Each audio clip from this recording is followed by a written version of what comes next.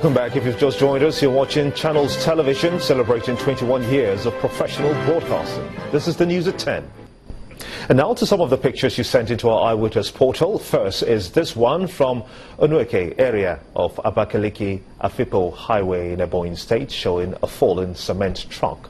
Our Eyewitness reporter says that the truck has since been abandoned in the area and is calling on the authorities to do something about this. It's followed by this picture of an accident in Oku Road in Anambra State. Our Eyewitness reporter wants drivers to exercise caution at all times.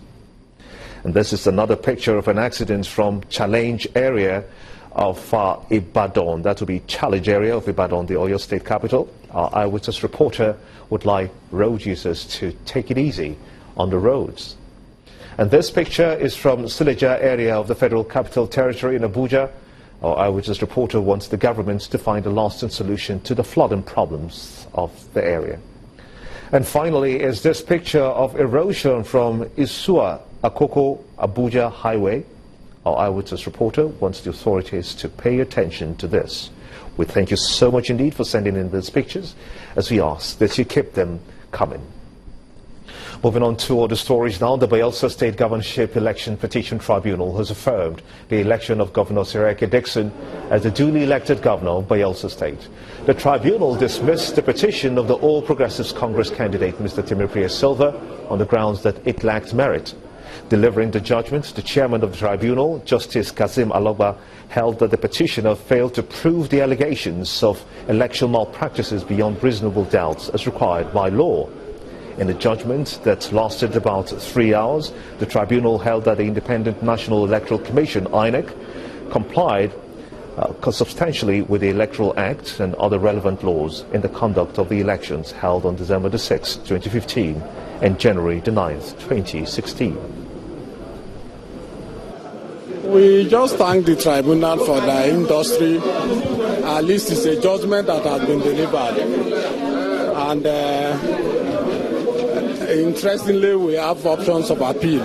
We'll look at it critically and see the best option to take. I am happy. Secondly, I'm happy because INEC has proven that planning and where possible postponing an election is not necessarily evil or a sign of corruption.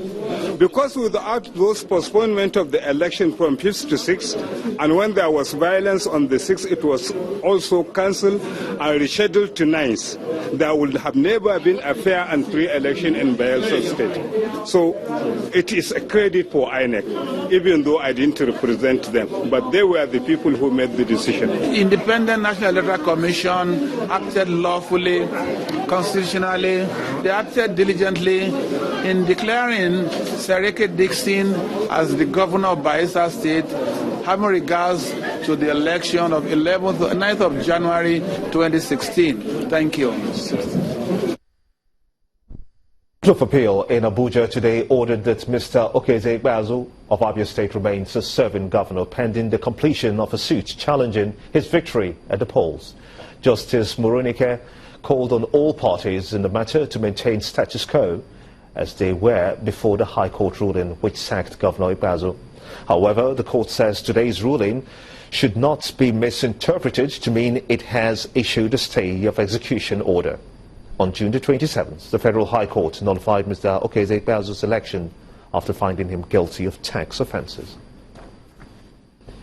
In the meantime, the appeal court in Abuja has reserved judgment in the Kogi governorship elections tussle till a later date to be communicated to parties in the matter.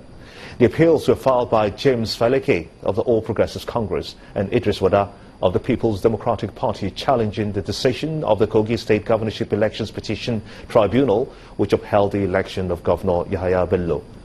The appellant urged the appeal court to set aside the decision of the tribunal and invalidate the election of Governor Bello on the grounds that he was not properly nominated. He submitted that Bello did not undergo all the electioneering processes as required by law before he emerged as his APC's candidate in the rerun elections. You're watching the news at 10 on Channels Television, reaching you live from Lagos. Let's quickly shift gears now, shall we? As we take you to Abuja, where Gloria Umezueke is taking us through. Gloria. Hello again, good to see you, and welcome to Abuja, the nation's capital. It's good news for residents of the nation's capital and Kaduna State in northwest Nigeria, as President Muhammadu Buhari commissioned the Abuja-Kaduna railway services. But President Buhari is optimistic that the rail transportation system will ease the challenge of conveying goods across the country.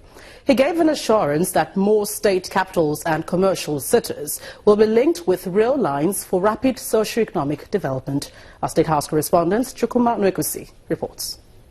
The place of railway transportation in the movement of men and materials and economic development of a populous country like Nigeria cannot be overemphasized. President Muhammadu Buhari's administration, perhaps in the spirit of continuity, has completed the Abuja-Kaduna standard gauge railway started in 2009.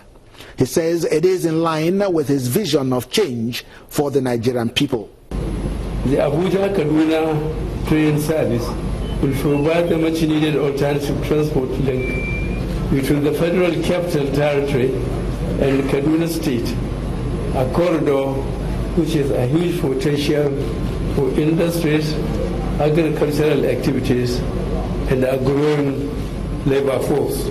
The occasion also attracted the Senate President, other lawmakers, some state governors, ministers, captains of industry, and other well-meaning Nigerians.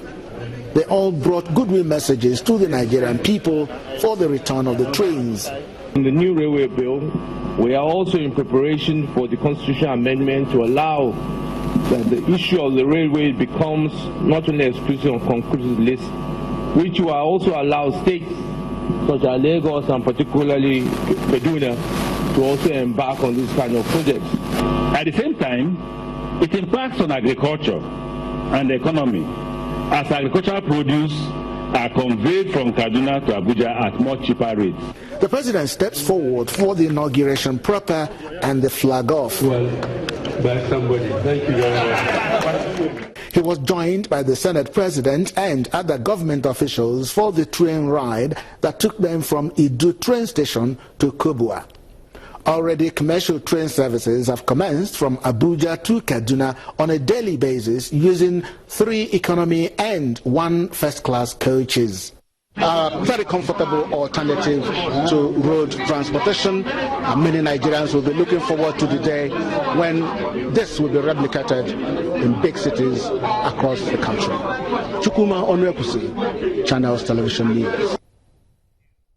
Meanwhile, governors elected under the All Progressives Congress have reassured the president of their support in the fight against corruption and insurgents in the country. The governors said this after a meeting with President Muhammadu Buhari, which held in the president's office for about 2 hours. Speaking to State House correspondents after the meeting, the Imo State Governor, who is the chairman of the Progressives Governors Forum, said they are concerned about the frosty relationship between the executive and legislative arms of government. As the countdown to the Edo State governorship election continues, the Independent National Electoral Commission says its biggest challenge ahead of the exercise is security. Well, speaking at the Civil Society Situation Room Dialogue in Abuja, the state's resident electoral commissioner, Mr. Sam Olumekun, explained that there are security issues that must be resolved before the election. He added that the Commission has compiled a list of flashpoints in the state for security agencies to monitor and prevent violence during the process. The Edo State governorship election will be the first statutory election to be conducted under the new leadership of the Independent National Electoral Commission. However, the Commission has had a trail of inconclusive elections since it assumed office. It's for this reason that members of the civil society are meeting officials of the Commission to review the steps taken so far to ensure a credible and peaceful election in Edo State. It would be extremely painful and wasteful for us, and we'll ask ourselves, what have we done with our lives if after 9 years those issues begin to come up? For the electoral body, necessary steps are being taken to ensure a credible and peaceful election. However, there are concerns regarding security. No matter the extent of our readiness, if there are serious security breaches, the successful conduct of free, fair, and credible and peaceful governorship election in Edo State would be jeopardized. I should therefore shout loudly here that perhaps the biggest challenge we may face is that of security. We've cancelled a lot because of overvoting. That also has led to inconclusive elections. So these are the contentions we have to deal with by having the simultaneous voting and accreditation. So we need to increase vigilance and also increase security and discuss further with the politicians not to take us back to pre-2011 or 2015 where votes are just allocated anyhow.